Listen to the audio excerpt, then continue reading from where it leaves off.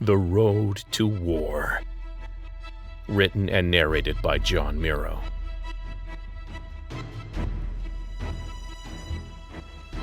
Get more at servingworlds.com. 12. Noel's situation report from the ground finally arrived, in the form of an enlisted man covered in sweat and gasping for air. The CO on the ground added nothing Noel hadn't already known. The attack was deemed a probe of the Rose defenses. The Reachers had committed just a few mechanized soldiers, 10, 15 at most. Spotters from all towers confirmed no mass troop movements behind them. She tossed the man a canteen, dismissed him, and started down the hall to Commander Winter's office, with absolutely no news to report.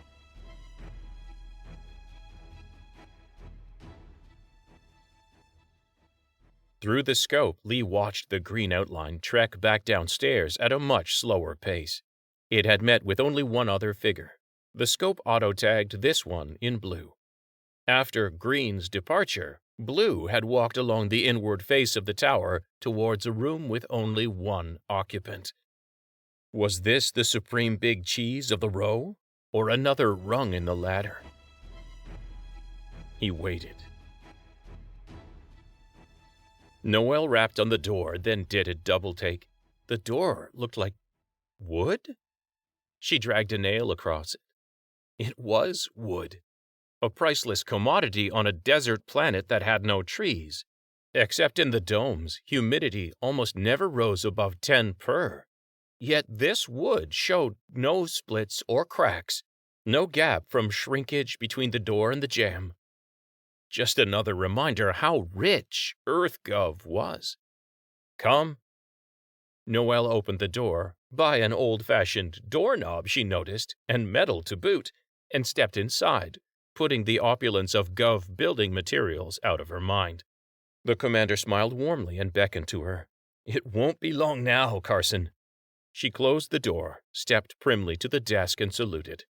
He smiled and waved his hand. At ease. She relaxed and smiled. I hope it won't be long, Commander, but you'll be greeting our reinforcements from another office. Commander Winter crossed his arms and leaned a hip on the table. What? Another move? I may have moved up through the ranks quicker than most, but even I can recognize a toothless drive-by when I see one. Noel manufactured a disapproving scowl. Commander Daniel Winter was a good man and a good leader. He listened to his subordinates, and he considered the welfare of his men. Cute, too, with the curly gray hair. None of that was going to keep him from hauling ass, unless he sent her to the brig first. She jabbed her thumb to the 2 mechanized battlesuits standing on the inside wall of the room. Let's go, sir. The fleas cut us off from our satellites and secure comms. Regulations state we assume we are being closely surveilled and escort the ranking officer to a safe. The commander pushed off the desk, raised his hands in the air. I surrender, he chuckled. But please, get me an office with a view. I want to see the show when the convoy arrives. Yes, sir, Noel said, turning her frown upside down, now that she knew Winter wasn't going to fuss. She was looking forward to the show, too. As unlikely as that would have seemed even a few months ago. The show was a grim title first responders to Fold events used to describe the chaos unleashed when a convoy popped back into regular spacetime. A Fold collapse unleashed massive electromagnetic and gravitic disturbances. One of the first convoys to return to Earth had tossed out an electromagnetic pulse so strong it fried networks on 2 continents. Add to that shockwaves that spawned unpredictable and violent storms, crushed planes, and generated end-of-days level orbital light shows as the energy wash tickled the aurora borealis. Here and now, with Gov on the brink of being wiped out by a superior force of ruthless colonists, the show conjured none of the mixed feelings of convoys past. They were praying for it. Commander Winter grabbed 2 folders from the desk and winked at Noel. Let's go. Damn, Noel thought, walking around the table and following the commander to the waiting mechs. That wink could have gotten her in trouble if Daniel Winter wasn't her commanding officer. Yes, sir. A sudden drop in pressure stabbed her ears. She looked back at the window, watched a spider web of cracks spread out from a small impact hole. The entire window shattered, every shard tumbling out into the hungry Reach sky. Her service pistol in one hand, her other on the commander's back, she pushed him towards their mechs, only steps away. She worked her jaw and took big bites of air to equalize the pressure tormenting her eardrums.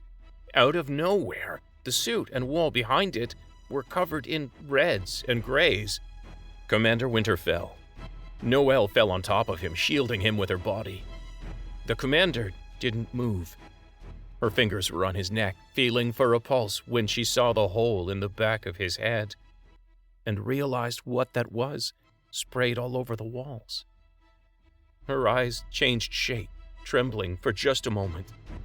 The wail of pain never made it to her throat.